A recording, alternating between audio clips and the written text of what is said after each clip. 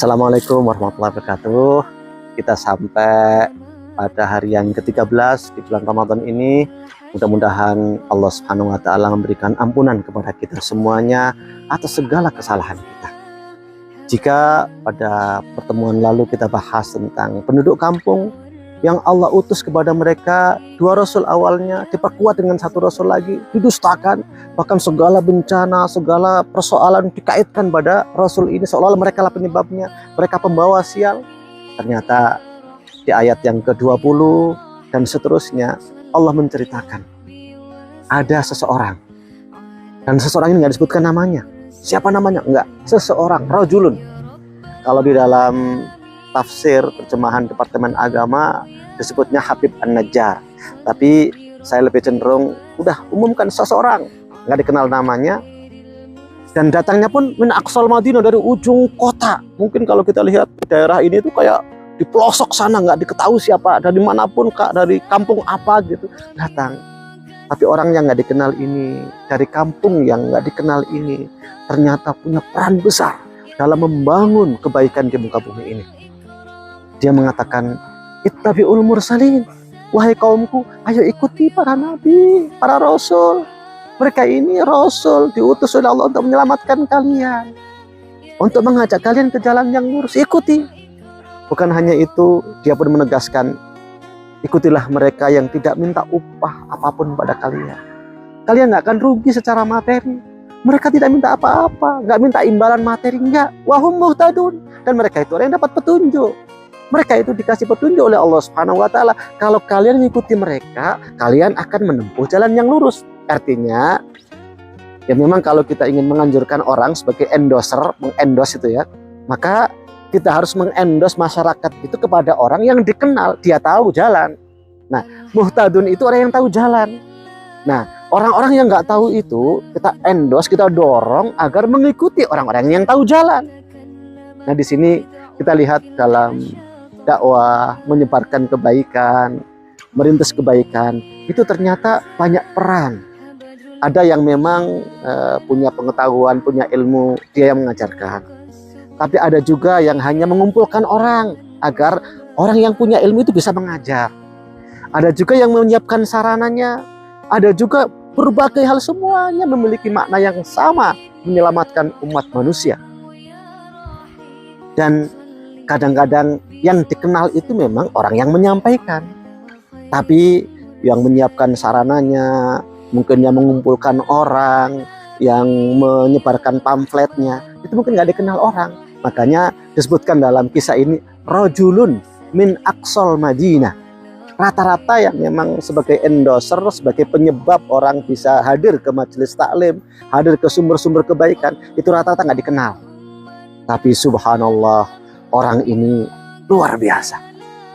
Dan karena mereka yang langsung berhadapan dengan masyarakat, ternyata masyarakat yang sudah terlanjur hatinya keras, lebih keras daripada batu itu, akhirnya membunuh orang ini, mengancam orang ini, dan akhirnya membunuh.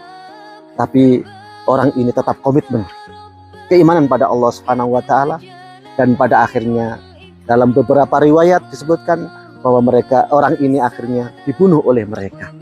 Dan ketika orang ini terbunuh, maka orang ini sama sekali nggak menyesal, sama sekali tidak mempersalahkan masyarakat, tidak. Tapi dia menerima, bahkan dia tetap, ya laita qaumi ya'lamun, alangkah indahnya kalau kaumku itu tahu, bima ghafarali rabbi wa ja'alani minal mukramin, karena Allah mengampuni aku dan menjadikan aku termasuk orang-orang yang dimuliakan. Kalau kita lihat dalam pembahasan ayat sebelumnya, orang yang siap menerima hidayah, menerima bimbingan itu, fabasyirhu bimaghfiratin wa ajrin karim. Maka kasih kabar gembira orang seperti itu dengan maghfirah, ampunan dari Allah, dan pahala yang mulia. Ternyata rajulun ini pun mengatakan, ya laita qaumi ya'lamun bima ghafarali rabbi wa ja'alani minal mukramin, karena Allah telah mengampuni aku dan menjadikan aku orang-orang yang mulia. Makanya dia nggak bersedih meskipun dia dibunuh, dia nggak bersedih meskipun disiksa, dia nggak bersedih meskipun dimusuhi. Sebab apa? Ampunan Allah jauh lebih utama dari apapun juga, dan kemuliaan yang Allah berikan kepadanya jauh lebih hebat dari apapun juga. Karena itulah maka orang ini berperan luar biasa dan tidak baperan. Jadi orang ini berperan luar biasa dalam menyuburkan kebaikan, dalam menyebarkan kebaikan, dan nggak mudah baperan. Ya kadang-kadang kita kalau ya mungkin nyebar pamflet sedikit misalnya, kemudian ada yang mencaci maki, ini apaan bla bla bla, kadang-kadang baper gitu ya, akhirnya berhenti dari kebaikan. Kadang-kadang mungkin kita sudah ikut dalam sebuah kelompok yang baik, gara-gara kecewa dikit, baper, kemudian nggak jadi ikut. Nah, rajulun min aqsal Madinah ini nggak baperan, tapi dia terus berperan dan komitmen dengan peran kebaikannya sampai akhir hayat.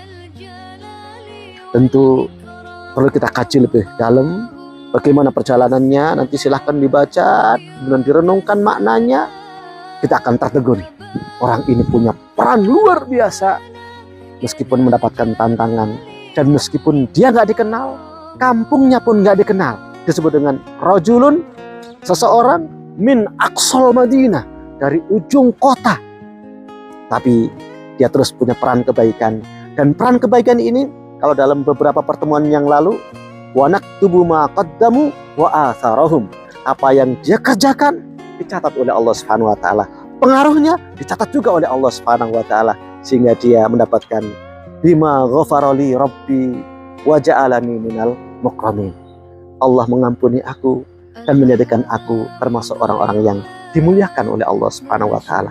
Dan siapa lagi yang lebih mulia dari orang-orang yang dimuliakan oleh Allah Subhanahu wa taala. Mudah-mudahan kita bisa menteladani rajulun min aqsal Madinati ini. Allah gak menyebutkan namanya, gak menyebutkan kampungnya, tapi sifatnya, ceritanya, dan kita bisa menjadi orang-orang yang seperti itu insya Allah. Mudah-mudahan Allah memberikan ampunan pada kita, memberikan kemuliaan kepada kita. Aku qouli hadza wa astaghfirullahi wa lakum innahu wal ghafurur rahim. Wassalamualaikum warahmatullahi wabarakatuh. Ya Rabbal alamin, ya Rahman, ya Rahim.